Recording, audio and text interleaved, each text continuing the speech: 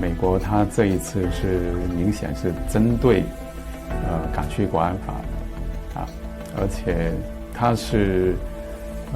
本土啊，它美国本土有好多的法律，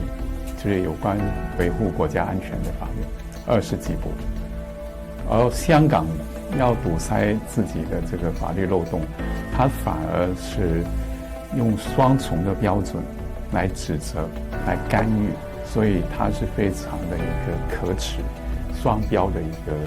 作为，所以我们是严厉的这个谴責。點解香港立國安法嚟出聲？係因為佢哋一直都利用香港作為一個好似反中國嘅基地。嗱，如果國安法咧，可能呢個反中國嘅基地咧個效力咧就越嚟越退。作為我們國家的一個特區啊，行的是一國兩制，但是在國家安全這個層面上，就面臨一個不設防活絡的一個地區。啊，他就趁着這個機會來做一種顛覆啊，搞顏色革命啊，來牽制、來遏制我們國家的一個發展。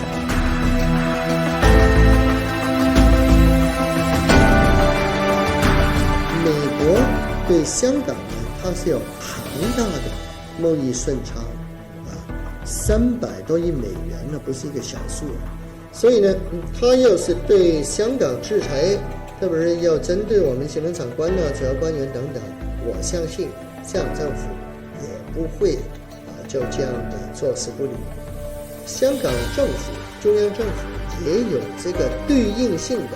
反制裁的措施，是吧？所以這個我們也這個非常的期盼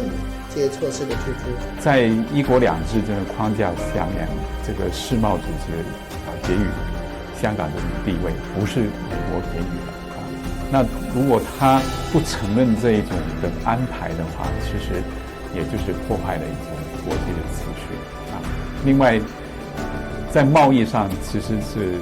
對他損害更多。只要我們把香港我們的分內事把它做好啊，扎實的，全世界各地